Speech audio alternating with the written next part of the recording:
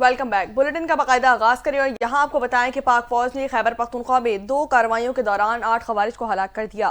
I S P R کے مطابق security forces نے 12 اور 13 جنوری کو خیبر پختونخوا میں 2 کارروائیاں کی جن میں 8 خوارج کو جہنم واصل کر دیا گیا۔ آئی ایس پی آر کا مزید بتانا ہے کہ سیکورٹی فورسز نے ضلع ٹانک میں خوارج کی موجودگی کی اطلاع پر انٹیلیجنس بیسڈ آپریشن کیا۔ اس دوران خوارج کے ٹھکانے کو مؤثر طریقے سے نشانہ بنایا گیا، جس کے بعد آپریشن میں 6 خوارج کو ہلاک کر دیا گیا۔ آئی ایس پی آر کے مطابق ضلع خیبر کے علاقے وادی تیرہ میں کارروائی کے دوران 2 خوارج ہلاک کر دیے گئے۔ مارے گئے خوارج سے اسلحہ، گولیاں اور دیگر سامان بھی برآمد کر لیا گیا۔ آئی ایس پی آر کا کہنا ہے کہ سیکورٹی فورسز دہشت گردی کے خاتمے کے لیے پرعزم ہیں۔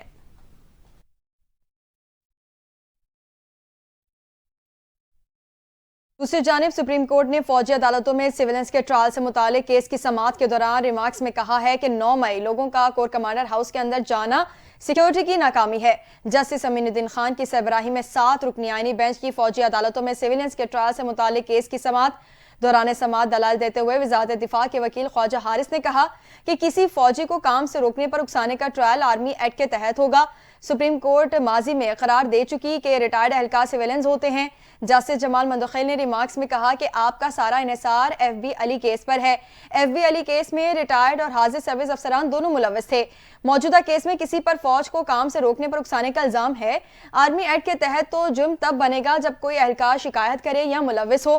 خواجہ حارث نے جواب دیا کہ فوج کا ڈسپلن جو بھی خراب کرے گا وہ فوجی عدالت میں جائے گا۔ جسٹس جمال خان مندوخیل نے استفسار کیا کہ کیا فوج کے قافلے پر حملہ کرنا بھی ڈسپلن خراب کرنا ہوگا۔ جسٹس مسرت ہلالی نے استفسار کیا کہ کسی فوجی کا چیک پوسٹ پر سیویلین سے تنازع ہو تو کیا یہ بھی ڈسپلن خراب کرنا ہوگا۔ جسٹس جمال مندوخیل نے خواجہ حارث سے مکالمہ کرتے ہوئے کہا کہ آرمی ایکٹ کا دائرہ جتنا آپ وسیع کر رہے ہیں اس میں تو کوئی بھی آ سکتا ہے۔ جسٹس حسن اظہر رضوی نے کہا کہ خواجہ صاحب آپ وزارت دفاع کے وکیل ہیں، ایک اہم سوال کا جواب دیں۔ کیا 9 مئی کے واقعات میں کسی فوجی افسر کے ملوث ہونے پر ٹرائل ہوا؟ 9 مئی کو کیسے لوگ بغیر ہتھیاروں کے کور کمانڈر ہاؤس میں پہنچ گئے؟ لوگوں کا کور کمانڈر ہاؤس کے اندر جانا تو سیکیورٹی کی ناکامی ہے۔ خواجہ حارث نے جواب دیا کہ مظاہرین پر الزام املاک کو نقصان پہنچانے کا ہے۔ 9 مئی کے واقعے میں کسی فوجی افسر کا ٹرائل نہیں ہوا۔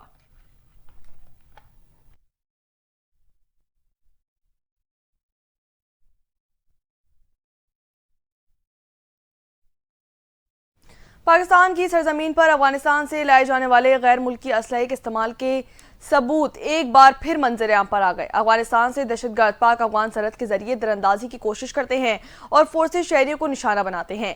11 جنوری 2025 کو شمالی وزیرستان کے علاقے دوسالی میں 2 الگ الگ انٹیلیجنس بیسڈ آپریشن کیے گئے جس میں 6 خوارج کو جہنم واصل کر دیا گیا جبکہ 2 گرفتار کیے گئے۔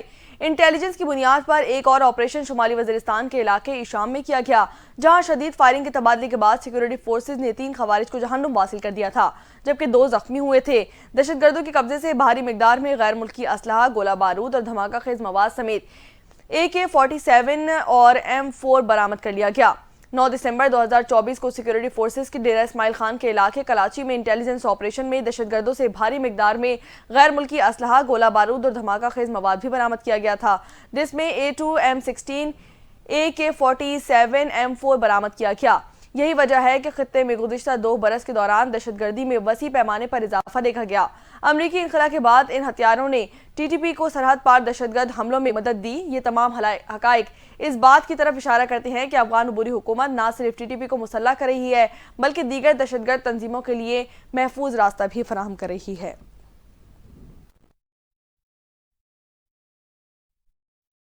خبر دیں گے پاکستان چینی سرمایہ کاروں سے 200 سے 250 ملین ڈالر اکٹھا کرنے کا خواہاں۔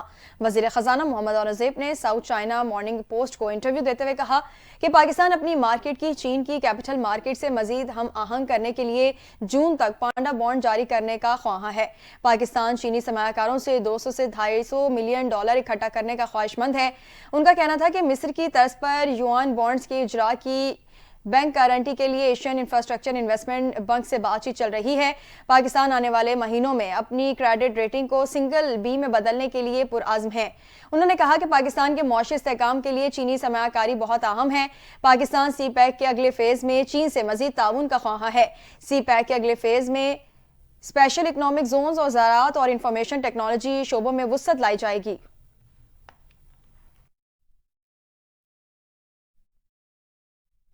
डी चौक एहतजाज के केस में दरख्वास्त जमानत की समाअत के दौरान बुशरा बीबी के सादा कागज पर दस्तखत और अंगूठे के निशान पर अदालत बरहम हो गई। बानी पीटीआई की एरिया बुशरा बीबी की 13 मुकदमात में जमानत कबल अज गिरफ्तारी की दरख्वास्तों पर समाअत इंसदादी दहशतगर्दी अदालत इस्लामाबाद में हुई, जिसमें अदालत ने डी चौक में पाकिस्तान तहरीक इंसाफ के एहतजाज के केस की मुलजिमा बुशरा बीबी की 13 मुकदमात में अबूरी जमानतें 7 फरवरी तक मंजूर कर लीं। इंसदादी दहशतगर्दी अदालत के जज ताहिर अब्बास सुपरा ने 5-5 हज़ार रुपये मचलकों पर बुशरा बीबी की 7 फरवरी तक अबूरी जमानतें मंजूर की।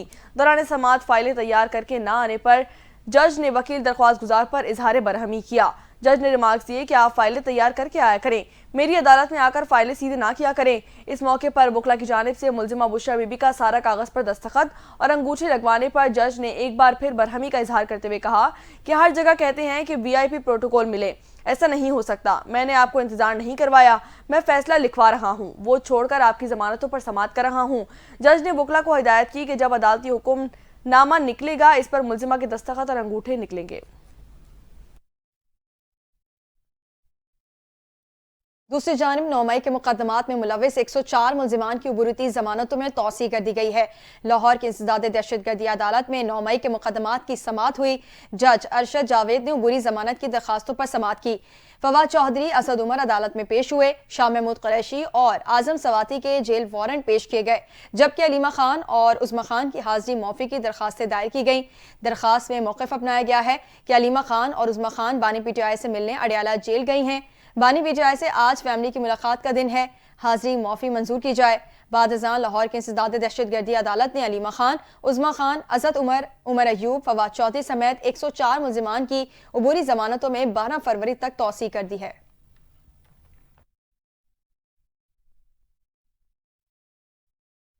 यहाँ आपको बताएं कि साबिक वफाकी वजीर असद उमर का कहना है कि मैंने सियासत में नहीं आना लेकिन खदमात के लिए तैयार हूँ। लाहौर की इंसदादी दहशतगर्दी की अदालत के बाहर मीडिया से गुफ्तगू करते हुए उन्होंने कहा कि यह हकीकत है कि अमेरिका में होने वाले फैसले पाकिस्तान पर असरअंदाज होते हैं। असद उमर का मजीद कहना था कि बानी पीटीआई वाज़ेह कह चुके हैं कि वो अमेरिका की तरफ नहीं देख रहे। साबिक वजीर ने यह भी कहा कि फैसले तहरीक इंसाफ के हक में हों या खिलाफ, यही होने चाहिए।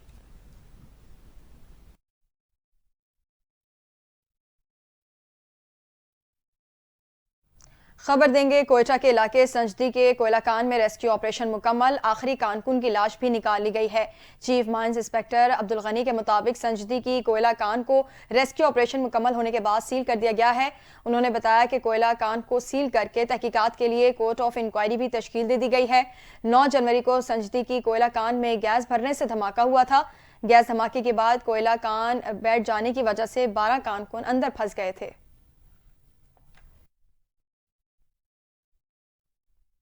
सेनेट का इजलास आज शाम 4 बजे होगा, जिसके लिए सेनेट सेक्रेटेरिएट ने इजलास का 13 नुकाती एजेंडा जारी कर दिया है। टैक्स कवानीन तरमीम बिल पर कायम कमेटी खजाना की सिफारिशात पेश की जाएंगी। Special technology Jones authority bill 2025 ऐवान में मुतारिफ करवाया जाएगा। खैबर पख्तूनख्वा के कबाइली अजलाह के लिए 8 अरब 46 करोड़ रुपए की गारंट के इजरा पर तवज्जो दिलाओ नोटिस भी पेश किया जाएगा। इजलास में opposition leader Shibli Faraz grant पर तवज्जो दिलाओ नोटिस पेश करेंगे।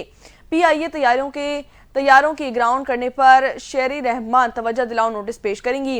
इसी के साथ साथ 4 कायमा कमेटियों के चेयरमैन मुख्तलिफ उमूर पर रिपोर्ट्स पेश करेंगे। साल 2022 की NFC अवार्ड्स पर अमल दरामद की रिपोर्ट भी ऐवान में पेश की जाएगी।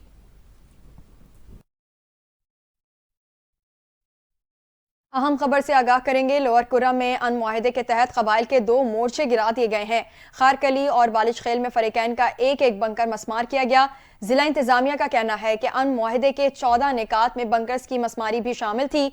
तमाम निकात पर मरहला वार अमल किया जाएगा। एपेक्स कमेटी इजलास में कुर्रा में बंकर्स खत्म करने का फैसला किया गया था और ये शेख फरीकैन के दरमियान मुआहिदे में भी शामिल की गई थी। दूसरी जानिब टल से पारा चिनार तक मरकजी शाहरा 100 रोज से हर किस्म की आमदोरफ्त के लिए बंद है, जिसकी वजह से अशियाए जरूरत न मिलने से शहरियों को परेशानी का सामना है। रास्तों की तवील बंदिश के बायस पारा चिनार में पीर को शटर डाउन हड़ताल रही। रास्तों की बंदिश के खिलाफ यंग डॉक्टर्स एसोसिएशन और ड्रग डीलर्स एसोसिएशन ने भी हड़ताल का ऐलान कर दिया है।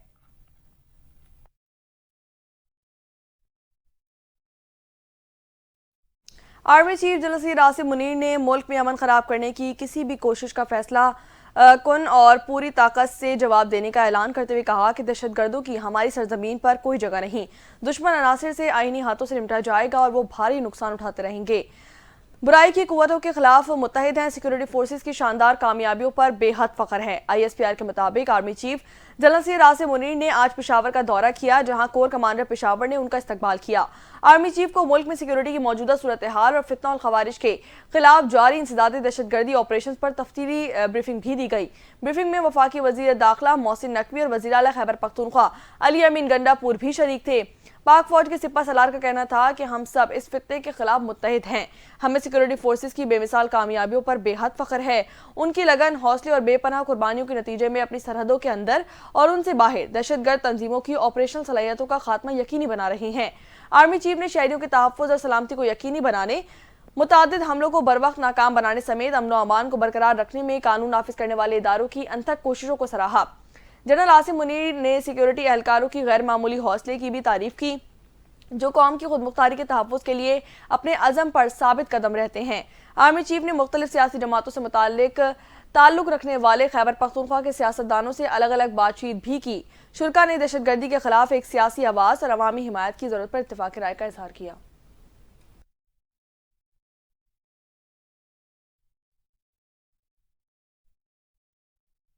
دوسری جانب وزیر دفاع خواجہ آصف نے کہا ہے کہ 17 جنوری کو بانی PTI اور وکلا نہ بھی آئے تو فیصلہ سنا دیا جائے گا. جج صاحب نے 190 ملین کیس کا فیصلہ بانی PTI اور وکلا کی عدم موجودگی پر مؤخر کیا. بانی PTI اور ان کی قانونی ٹیم نے عدالت کا بائیکاٹ کیا.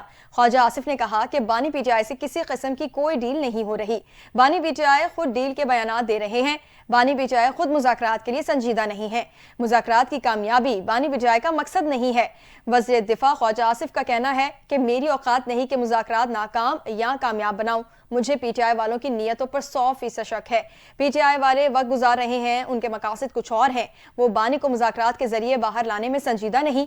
انہوں نے کہا کہ بہت سے لوگوں کے ہاتھ میں گیم آ گئی ہے، مجھے ایسے ہی ٹارگٹ کر رہے ہیں کہ مذاکرات ناکام ہوں.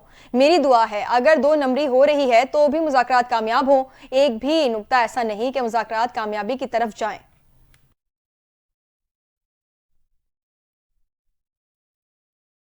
یہاں آپ کو بتائیں کہ مشیر اطلاعات خیبر پختونخوا بیرسٹر سیف نے کہا ہے کہ انسانی فلاح کے منصوبوں کو نشانہ بنانا مسلم لیگ نون کا پرانا وتیرہ ہے. بیرسٹر ڈاکٹر سیف نے اپنے بیان میں کہا کہ ملک میں دنیا کے واحد کینسر اسپتال شوکت خانم کو بھی نقصان پہنچانے کی کوشش کی گئی تھی. اب سیرت النبی صلی اللہ علیہ وآلہ وسلم پر قائم القادر ٹرسٹ یونیورسٹی کے پیچھے پڑ گئے ہیں. القادر یونیورسٹی میں اسماء حسنہ کی تعلیم دی جاتی ہے. انہوں نے کہا کہ نوجوانوں کو سیرت النبی صلی اللہ علیہ وآلہ وسلم سے روشناس کرایا جا رہا ہے. 2022 سے اب تک یونیورسٹی نے ریاست کو اربوں روپے کا منافع بھی فراہم کیا. مشیر اطلاعات خیبر پختونخوا نے مزید کہا کہ نون لیگ نے خود تو ابھی تک ایک بھی ڈھنگ کا منصوبہ نہیں کیا، دوسرے کے فلاحی منصوبوں کے دشمن بنے ہوئے ہیں.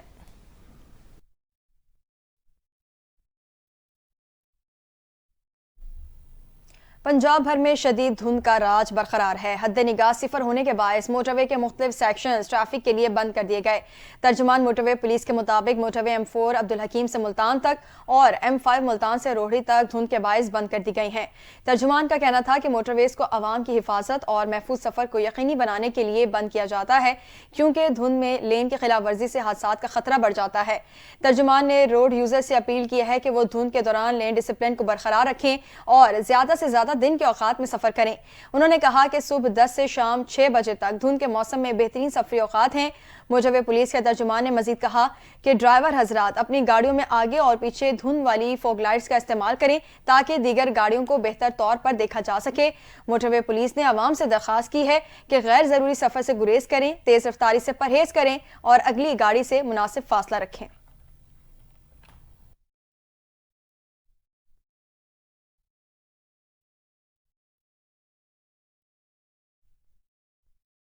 خبر دیں گے کراچی کے 3 نوجوانوں کو کچے کے ڈاکوؤں نے اغوا کر لیا ہے. ڈاکوؤں نے نوجوانوں کو زنجیروں سے باندھ کر ویڈیو علی خانہ کو بھیج دی. ڈاکوؤں نے ہر نوجوان کی رہائی کے لیے 20 لاکھ روپے تاوان طلب کیا ہے. نوجوانوں میں سے 2 آپس میں کزن ہیں جن کے اغوا کا مقدمہ تھانہ رضویہ سوسائٹی میں درج کر لیا گیا ہے. پولیس کے مطابق تمام نوجوان وحید آباد گل بہار کے رہائشی ہیں اور on line sofa carpet cleaning کا کام کرتے ہیں. تینوں 2 جنوری کی شب گھوٹکی روانہ ہوئے تھے.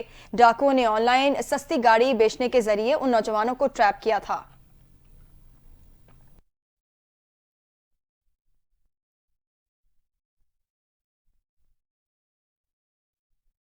آگے بڑھیں اور یہاں آپ کو بتائیں کہ آج عالم اسلام حضرت علی رضی اللہ تعالیٰ عنہ کا یوم ولادت انتہائی عقیدت و احترام کے ساتھ منایا جا رہا ہے۔ اس سلسلے میں حضرت علی رضی اللہ تعالیٰ عنہ کی سیرت کے حوالے سے خصوصی محافل کے انتظامات بھی کیے گئے ہیں۔ مساجد اور امام بارگاہوں پر چراغاں بھی کیا گیا۔ خلیفہ چہرم حضرت علی رضی اللہ تعالیٰ عنہ کا یوم ولادت آج عقیدت و احترام سے منایا جا رہا ہے۔ مساجد، امام بارگاہوں سمیت مختلف مقامات پر خصوصی محافل و تقاریب کا اہتمام کیا گیا، جن میں علماء و خطیب حضرات خلیفہ چہرم حضرت علی رضی اللہ تعالیٰ عنہ کے فضائل بیان کرتے ہوئے دین اسلام کی آبیاری کے لیے پیش کی گئی عظیم قربانیوں کو خراج عقیدت پیش کریں گے۔ حضرت علی کرم اللہ وجہہ 13 رجب کو ہجرت سے 24 سال قبل مکہ میں پیدا ہوئے۔ آپ کی پیدائش سے متعلق تواریخ میں لکھا گیا ہے کہ آپ بیت اللہ کے اندر پیدا ہوئے۔ آپ کا شمار اسلام قبول کرنے والے اولین افراد میں ہوتا ہے۔ آپ کے والد حضرت ابو طالب اور والدہ جناب فاطمہ بنت اسد دونوں قریش کے قبیلے بنی ہاشم سے تعلق رکھتے تھے، اور ان دونوں بزرگوں نے بعد وفات حضرت ابو المطلب پیغمبر اسلام صلی اللہ علیہ وآلہ وسلم کی پرورش کی تھی۔ آپ کی پرورش یوں بھی مبارک تھی کہ وہ تمام کے تمام ایام دور شیر خوارگی چھوڑ کر حضور اکرم صلی اللہ علیہ وآلہ وسلم کے زیر سایہ رہی۔ وہ ایک لمحے کے لیے بھی حضور ان کو تنہا نہیں چھوڑتے تھے۔ حضرت علی کرم اللہ وجہہ کے بارے میں عام روایت ہے کہ آپ نے 13 سال کے سن میں اسلام قبول کیا اور مکے میں پیش آنے والی تمام مشکلات میں پیغمبر اسلام کے ہمراہ رہے۔ حضرت علی رضی اللہ تعالیٰ عنہ کی امتیازی صفات اور خدمات کی بنا پر رسول کریم ان کی بہت عزت کرتے تھے اور اپنے قول و فعل سے ان کی خوبیوں کو ظاہر کرتے تھے۔ مدینہ ہجرت کرنے کے بعد انہوں نے پیغمبر اسلام کی بیٹی حضرت فاطمہ الزہرا سے شادی کی۔ جتنے مناقب حضرت علی کرم اللہ وجہہ کے بارے میں احادیث نبوی میں موجود ہیں، کسی اور صحابی رسول کے بارے میں نہیں ملتے۔ کراچی میں حضرت علی رضی اللہ تعالیٰ عنہ کے یوم ولادت کے سلسلے میں آج شام 4 بجے جلوس نکالا جائے گا۔ ٹریفک پولیس کے مطابق تبت سینٹر سے شروع ہونے والے جلوس کا اختتام سولجر بازار پر ہوگا۔ جلوس کے دوران ایم اے جناح روڈ، تبت سینٹر سے گرو مندر چوک تک اور اطراف کی سڑکیں بند رہیں گی۔ ٹریفک پولیس کا کہنا ہے کہ گرو مندر سے ٹاور جانے کے لیے سولجر بازار انکل سریا سگنل کا راستہ اختیار کیا جائے گا۔ شارع قائدین خداداد سگنل سے ٹریفک کے لیے بند کر دی جائے گی۔ پولیس نے بتایا کہ خداداد سگنل سے صدر جانے والا برج ٹریفک کے لیے کھلا رہے گا۔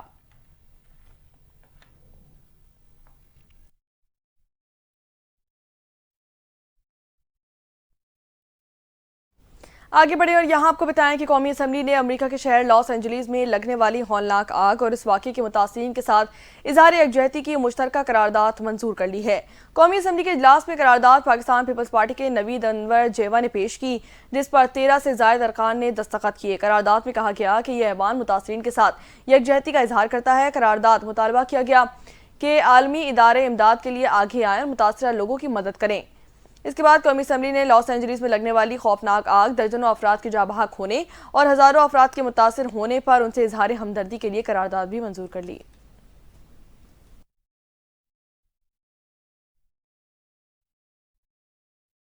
پاکستان نے ترقی پذیر ممالک کی تنظیم G77 اور چین کے لیے عالمی چیلنجز سے نمٹنے کی حکمت عملی پر زور دیا ہے۔ ترقی پذیر ممالک کی تنظیم G77 اور چین کی سربراہی عراق کو سونپنے کی تقریب منعقد ہوئی، جس میں اقوام متحدہ میں پاکستان کے مستقل مندوب منیر اکرم نے بھی شرکت کی۔ پاکستان کے مستقل مندوب منیر اکرم نے خطاب کرتے ہوئے کہا کہ ترقیاتی مالیات کی فراہمی، تجارت کو بحال کرنا ترقی پذیر ممالک کی ترجیح ہے۔ ٹیکنالوجی کے نظام کو پائیدار ترقیاتی اہداف اور ماحولیاتی مقاصد ہم آہنگ کرنا ترجیح ہے۔ انہوں نے کہا کہ پائیدار ترقیاتی اہداف کے لیے مالی معاونت میں 43 کھرب ڈالر اور ماحولیاتی تبدیلی کے لیے مالی معاونت میں 1.5 کھرب ڈالر کا خلا موجود ہے۔ منیر اکرم کا کہنا تھا کہ گلوبل ساؤتھ کے ممالک کو مالی امداد، گرانٹ اور رعایتی مالیات کے فروغ کی ضرورت ہے۔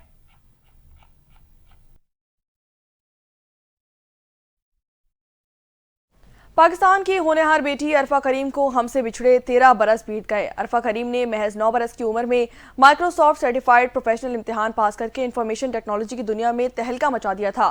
عرفہ کریم کو کاموری میں پرائڈ آف پرفارمنس سمیت متعدد اعزازات سے بھی نوازا گیا۔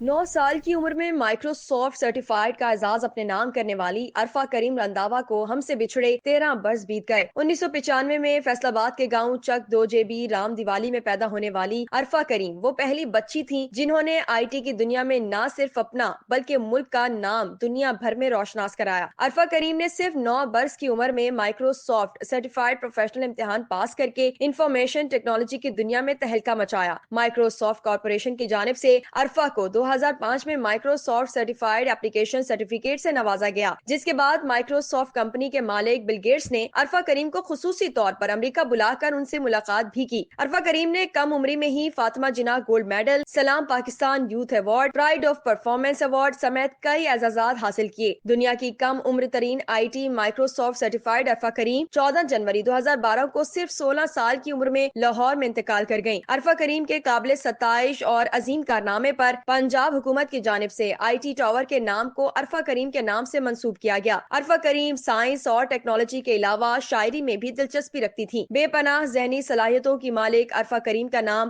آج بھی زندہ ہے۔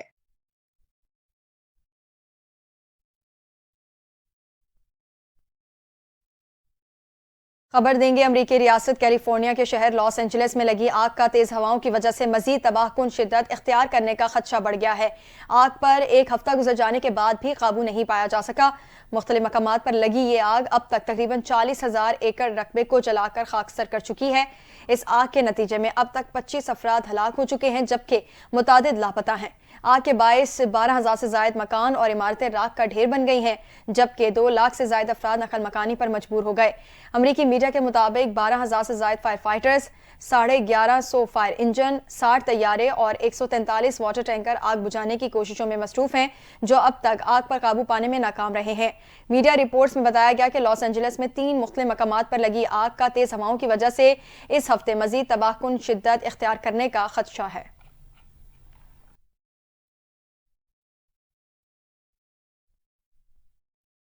لبنان میں سیاسی خلا کے بعد نئی حکومت کی تشکیل کے لیے اہم پیش رفت ہوئی ہے۔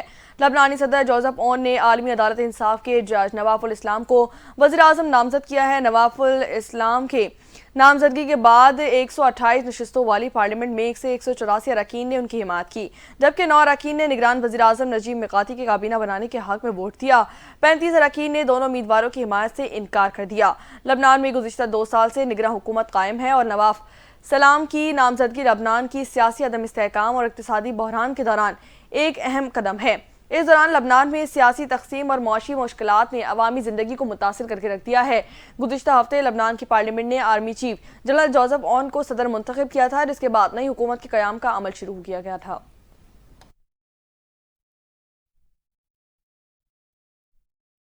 کھیلوں کی دنیا سے خبر دیں گے۔ آئی سی سی چیمپئنز ٹرافی سے قبل بھارتی ٹیم کے کپتان روہت شرما کے پاکستان آنے کا امکان ہے۔ بھارتی میڈیا نے رپورٹ میں کہا ہے کہ روہت شرما چیمپئنز ٹرافی کے فوٹو شوٹ کے لیے پاکستان آ سکتے ہیں۔ روہت شرما ممکنہ طور پر چیمپئنز ٹرافی کے لیے پاکستان میں کپتانوں کی پریس کانفرنس میں شرکت کریں گے۔ وہ ایونٹ میں شریک 8 ٹیموں کے کپتانوں کی پریس کانفرنس اور فوٹو شوٹ کے لیے اکٹھے ہوں گے۔ آئی سی سی کے مطابق ہر ایونٹ سے قبل میزبان ملک میں تمام کپتان اکٹھے ہوتے ہیں۔ تاہم بھارتی میڈیا کا کہنا ہے کہ روہت شرما کے دورہ پاکستان کے حوالے سے حتمی فیصلہ بھی ہونا باقی ہے۔ چیمپئنز ٹرافی کا آغاز 19 فروری کو پاکستان اور نیوزی لینڈ کے میچ سے ہوگا۔ ایونٹ میں بھارتی ٹیم 20 فروری کو بنگلہ دیش کے خلاف دبئی میں پہلا میچ کھیلے گی۔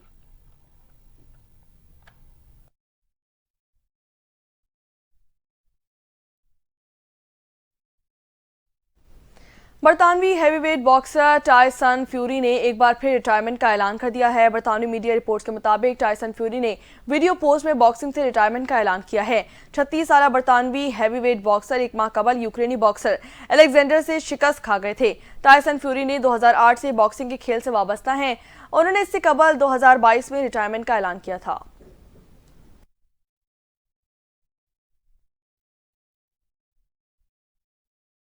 ملک کے بالائی علاقوں میں غضب کی ٹھنڈ پارہ نقطہ انجماد سے بھی کافی نیچے چلا گیا۔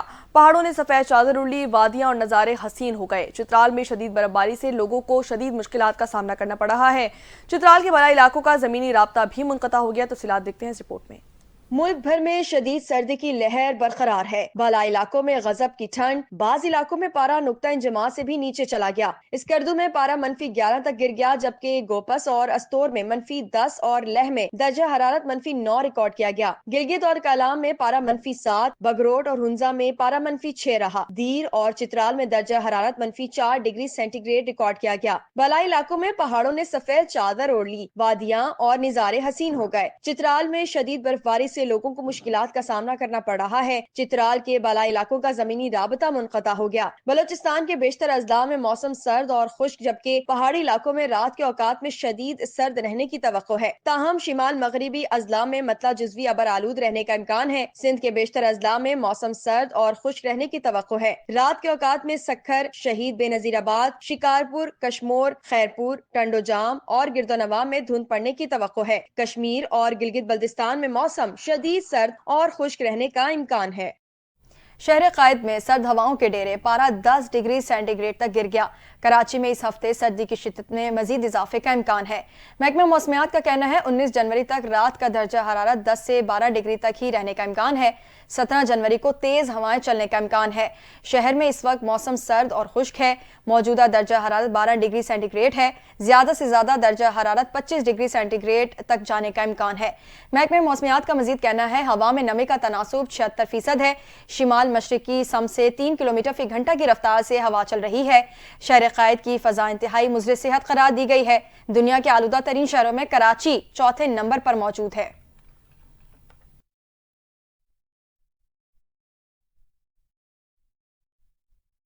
کروڑوں دلوں کی دھڑکن، شعرائے آفاق، شاعر اور قومی ترانے کے خالق حفیظ جالندھری کا 125واں یوم پیدائش آج منایا جا رہا ہے۔ حفیظ جالندھری کی شاعری اور تخلیقات آج بھی مشعل راہ ہیں۔ تفصیلات دیکھتے ہیں اس رپورٹ میں۔ قومی ترانے کے خالق حفیظ جالندھری کا 125واں یوم پیدائش آج منایا جا رہا ہے۔ حفیظ جالندھری نے اپنی زندگی کا نصف سے زیادہ حصہ علم و ادب کی آبیاری پر لگایا۔ نغمہ زار، سوز و ساز، تلخابہ شیریں، چراغ سحر اور بزم نہیں رزم ان کے مشہور مجموعوں میں شامل ہیں۔ حفیظ جالندھری پاکستان کے خطابات سے نوازا گیا۔ انہوں نے پاکستان کا قومی ترانہ تخلیق کر کے شہرت حاصل کی۔ حفیظ جالندھری نے آزاد قلمبر